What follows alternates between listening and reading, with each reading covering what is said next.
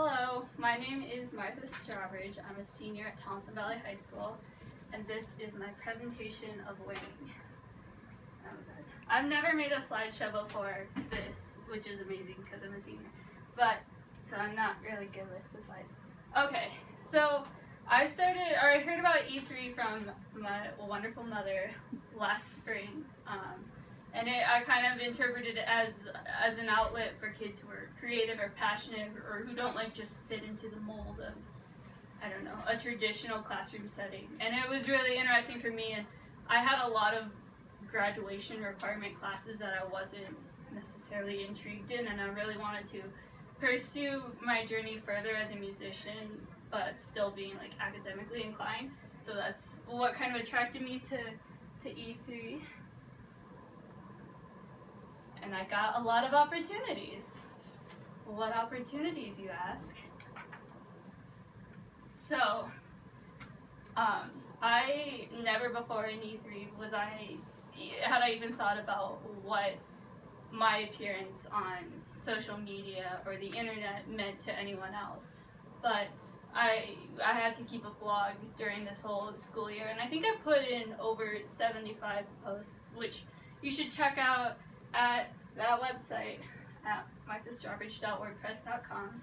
It started off kind of as a musical, what are my interests, but evolved into kind of almost a personal log of what I was going through during the school year. So if you're ever if there are seniors in high school, it would be a cool place maybe for them to check out. So I linked some posts that we can look at. For instance, this one was really funny because I earlier had been talking about my brother. I don't know, oh, we can't see that very well. How do we make that bigger? You can read it to us. Okay. Yeah, you might just have to look at the pictures. But yeah, basically I made a post earlier about my brother Sam, and I posted a picture of him and I. And it was loading funny on my mom's phone, and it made this picture, and I thought it was funny, so I made a post about it. Alright. So this was kind of a pretty typical post for me. I focus a lot on women in jazz because they're very underrepresented, okay. They don't get a lot of the celebration that they deserve in music and in music history. So I found, I don't know, a dozen or so female artists who really inspired me, post a couple videos of them playing, and then I would talk about the songs and my reactions to them and then their accomplishments. And you can go and read all these more in depth, but this one was, Camille Thurman is one of my favorite saxophonists, so I decided to add a link of hers. But yeah. Oh, and if anyone has any questions during this, you can ask whenever.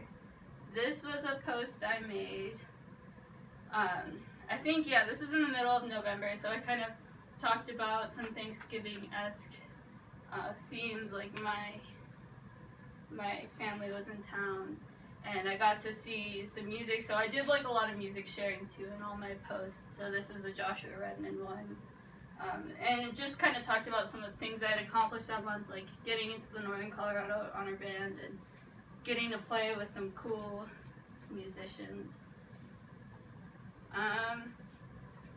What was my scary post about? I can't even. Oh yes, this was about one of my auditions at college, and that was horrifying. And you only got 10 minutes to play, which we had to fly. There was a pre-screening where you have to play to even get the audition.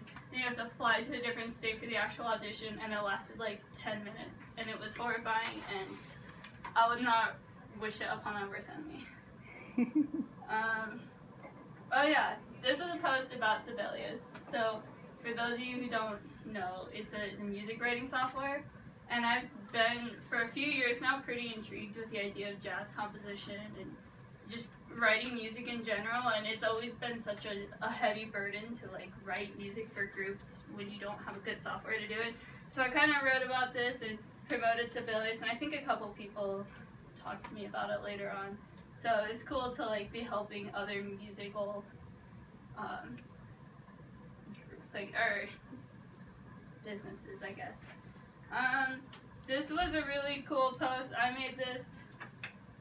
Yeah, so this was about the time when I got to perform with Eddie Gomez, who is, or not perform, but I got to play with him in a master class. He is a really, really renowned bass player who played with Bill Evans, Chick Corea, Michael Brecker. So I posted a lot of stuff of his, talked about the experience, and like I got to meet him and have a conversation with him. So let's see. So that was an inspiring post. What's my sad post? Oh yes. So this was I wrote this, I think, is about a month ago, a little bit more than a month ago. Yep.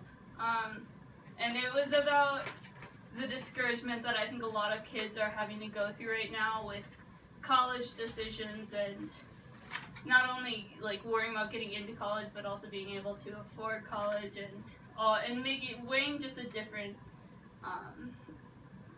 options, I guess.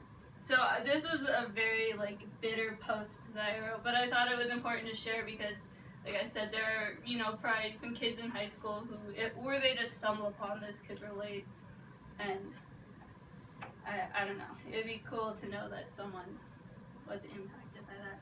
And then a sentimental post. This was about my last concert that I did with an organization called CCJA, which is about, it's called Colorado Conservatory for the Jazz Arts. So we get together, in jazz combos and in big bands.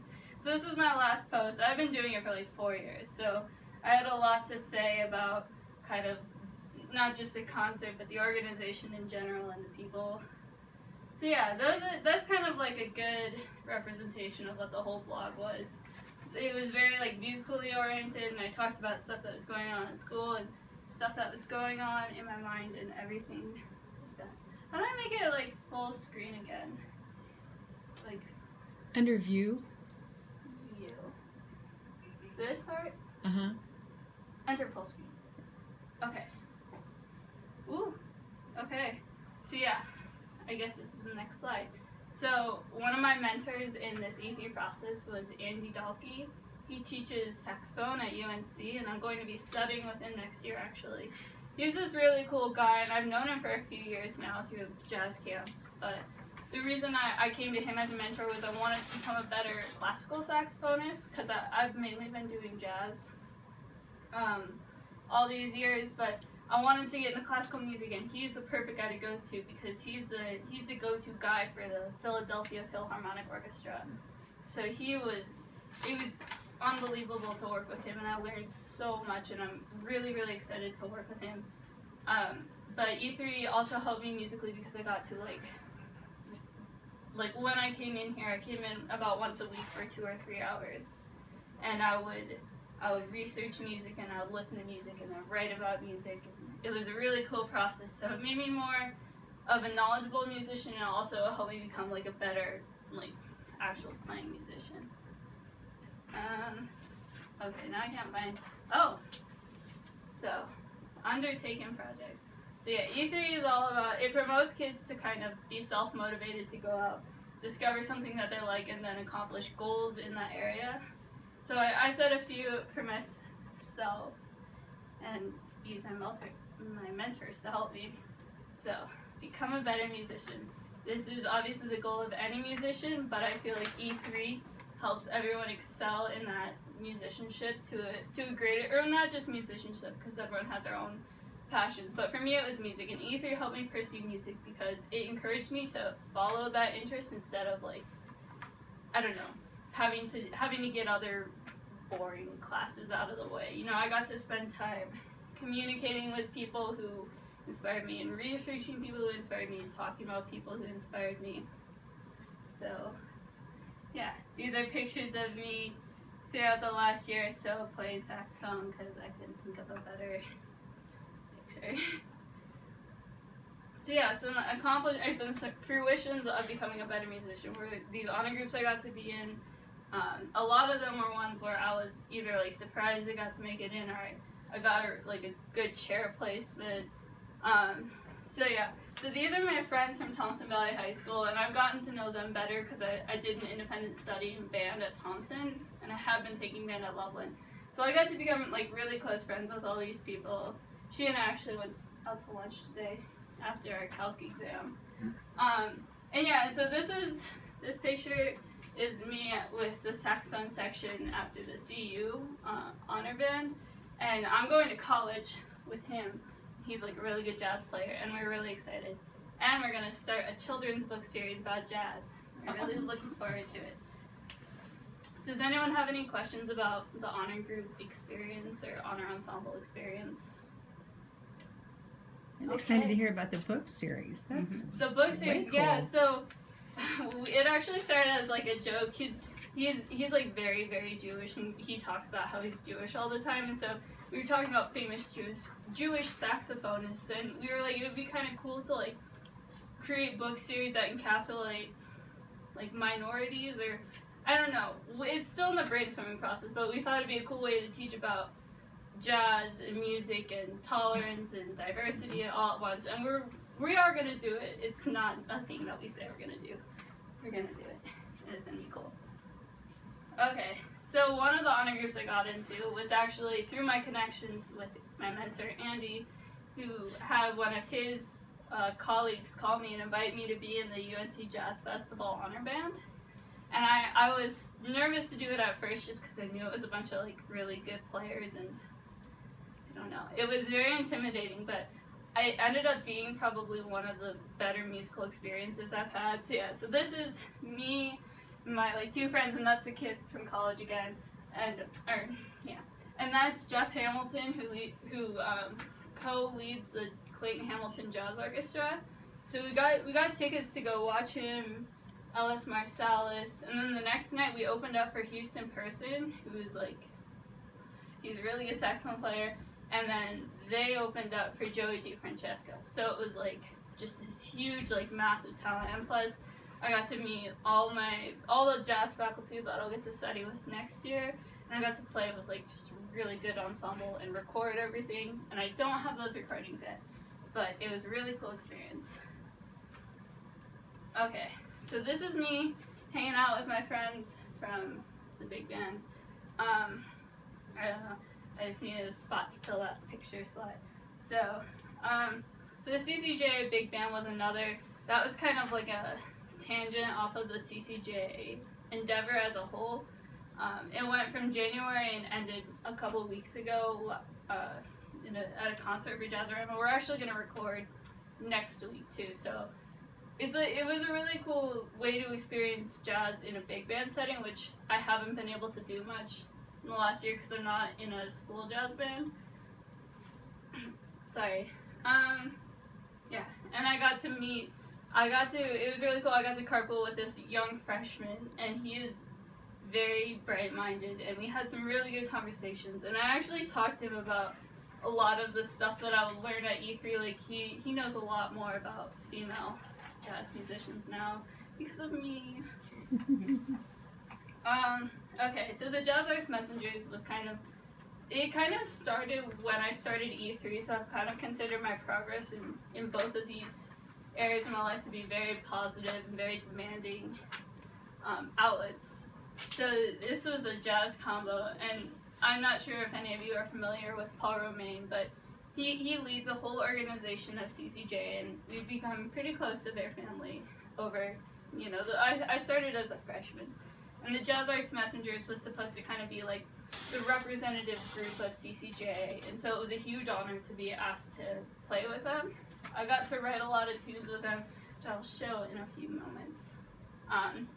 We got to perform, we got to play on the radio, we got to record, and that recording actually won us a Downbeat Award from Downbeat Magazine for outstanding performance for a high school group, which was like, that was an unbelievable moment. Does anyone have any questions about the Jazz Arts Messengers or CCJ or the big band? How long were you involved with this? With the Jazz Arts Messengers? So I was in this specific group starting last fall of my senior year.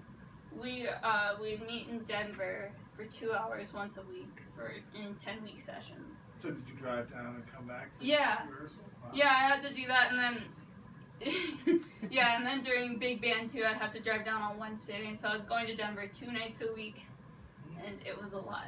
That's a big commitment. But it was definitely worth it. Now I would drive 2 hours, both ways. It meant that I got to play with them. It's such a good group and very good people. It is one of the, if you know people who like jazz, Yeah, it is outstanding program Very with CU and DU faculty. They're trying to teaching. get one started in Fort Collins too. Yeah, So it's unbelievable. and I'm looking forward, because they also kind of have like a mentor program where, students can mentor younger people. And I'm looking forward to see how that would pan out for me in the future too, because I definitely don't want to say goodbye to this organization. All right, my next big goal is getting into college, which was scary and I didn't think it would happen earlier this year. But it was a very hard time for my whole family and for me, because you have to perfect applications. You have to like present yourself as a decent human being. You have to be talented and all this stuff. And I didn't know if any of that was going to work out for me, but it did, because I got into college. And the reason I put a picture of yearbook, which is I was yearbook editor too this year, which was kind of a random decision of me to make. But I added that because I only signed up to do yearbook editor so that I could get into college, and now we're finally done with it, and like I'm so happy I did it. So, does anyone have any questions about college? I think I said I'm going to UNC. So if Talk about where you got accepted. You got Okay, yeah. So in order of what I got accepted into, I got into University of Northern Colorado, Colorado State University, which I forgot to put on here, University of Chicago, Lawrence University, then University of Chicago, the Thornton School of Music at USC, and then Reed College. So those are, I applied to them all for different reasons. University of Chicago was like my top academic school, and University of Southern California was like this really intense, classical program, and Lawrence was kind of this like quirky fusion of like liberal arts and music, and UNC was like specialized in jazz. So I had a bunch of options, and I ended up picking UNC because it's close to home, because I'm really close with the faculty and the people who go there, and I really want to continue my career as a jazz musician. And I think the whole process of getting to know my mentor, who is Andy, better, helped me make that decision very comfortably, and I'm very happy and proud to say that I'm going to go there next year.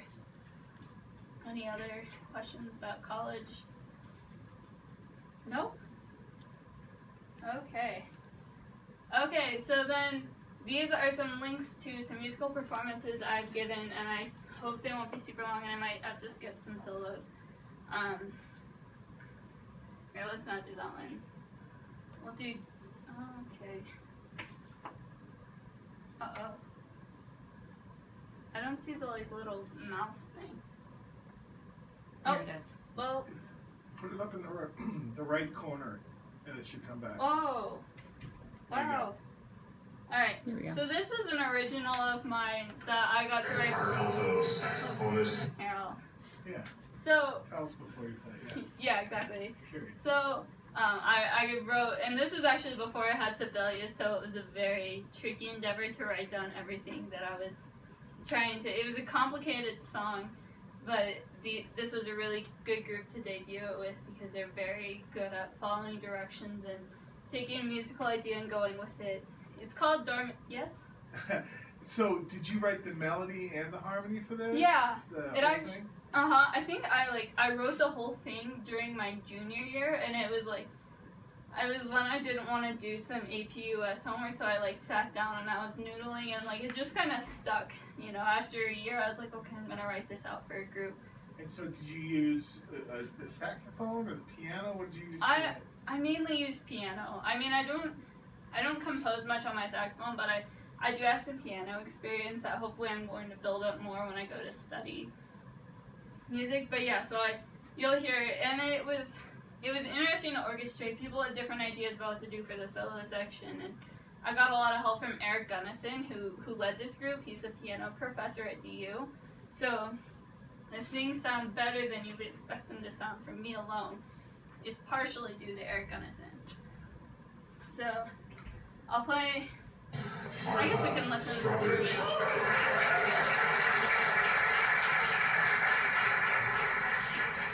And she used a random word generator Oh, here, I can make this full screen. to get the title of this tune. It's a little bit long, so we don't have to listen through all of it. District. Martha Strawbridge. Dorm district, yeah. Yeah, we use like a random word generator. That was the bass player's idea.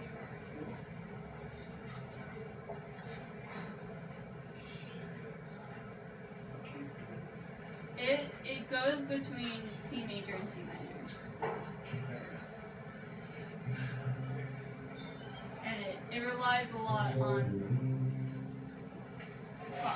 polytonal music or polyrhythmic. I need to learn my tunes better. You'll hear it. It's some interesting stuff. I don't know where it came from.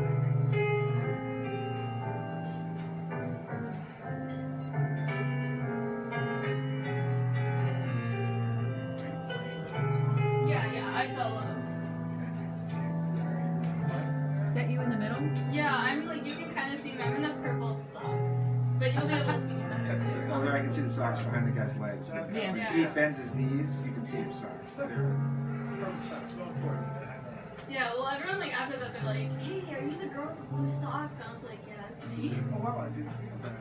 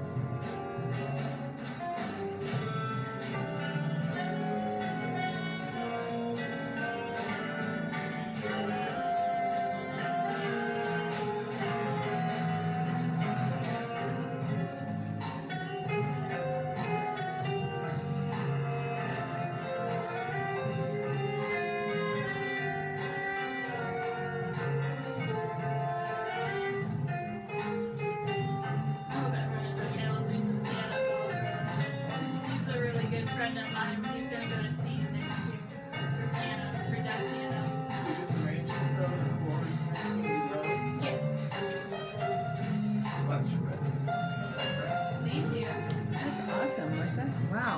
Very good.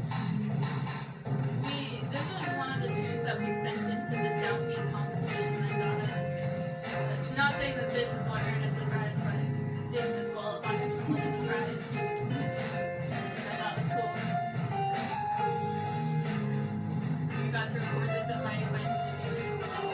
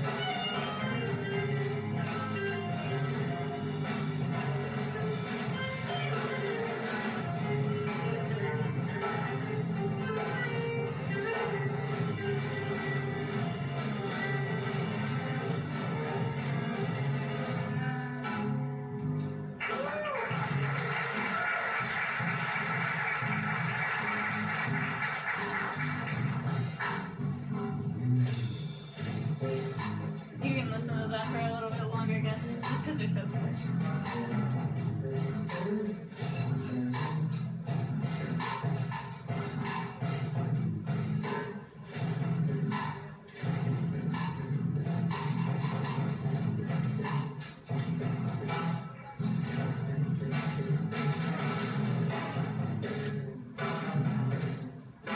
Anyways, so that link is up on YouTube, and there's also on my blog too. So if you want to watch it, I guess there's only like 2 minutes left. But anyways, but that kind of is like a good example of like the musicianship and the creativity that I got to be around for like basically like 9 months. So it was just a really cool group to be in, and it helped me so much as a musician. And like I was trying to find other links that are more recent because this was from last October, and I'm happy to say that I sound slightly better now, at least hopefully maybe a little bit. But I talked to some people, and we don't have any videos up yet from our most recent performance. But yeah, that's kind of who I am as a person and what I have learned through E3. Is there any questions? Are there any questions?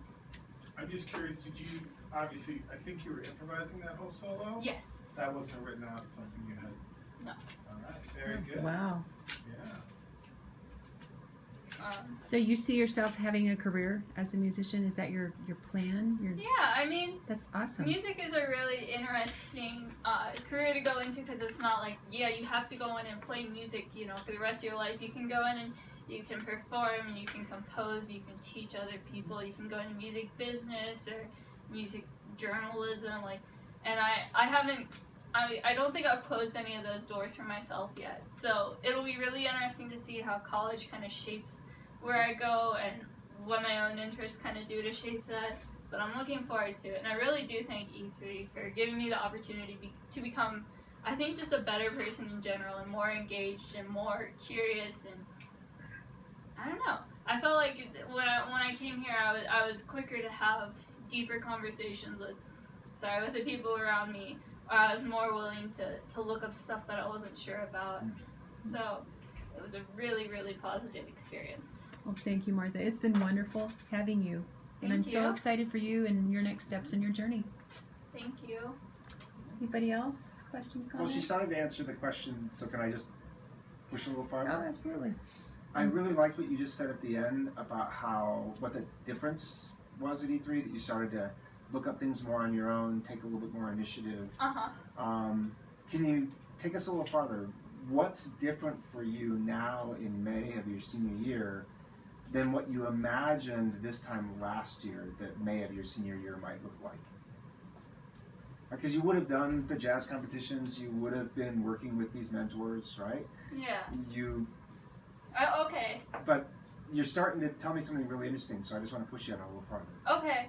I think a year ago I was very primarily focused on myself, and when I thought about where am I going to be, you know, after all the college decisions I made, I was kind of just thinking about how that would apply to me. But I think after doing E3, I started to think more about my position in like a more community-oriented setting or a more global setting, even with, you know, doing a lot of stuff that was on the internet. And so it was more, I guess I've become more interested in what other people are doing, and that's why, you know, I'm more quick to talk to other people now or ask questions about other people. Does that kind of answer your question, or do you want more specific? Nope. I think it does answer. Okay. What I was getting at is the realization that in order to be a better you got to make more connections to your community rather than just keep focusing on. So I think for most high school seniors, the focus is, as you talked about a little bit when you were discussing colleges, is like packing the resume. Mm-hmm. Right? What can I do? I can do this activity, I can do these things, I can add this to my resume, etc. What I heard you say in both phases of your answer is that in order to really do that well, I had to connect rather than just focus on me. And I got to meet and work with some really cool people this year. Like, I mean, I started off meeting Diane. She's awesome, and she got to help me figure out kind of how to get the whole blocking started. But I also got to meet like our school superintendent, and that happened pretty early in the year. And I guess I was still kind of like I wasn't not very social, but I just didn't know how to like meet people back then. But I got to have a conversation with him, and it was really cool. And I wrote about it on my blog, and I got to meet Eddie Gomez, like I said, and like being yearbook editor, I got to meet like 5 million people in the staff and around the school and teachers, and it's just been a really cool experience to learn how much other people can shape. Thank you so much, Mark. Yeah.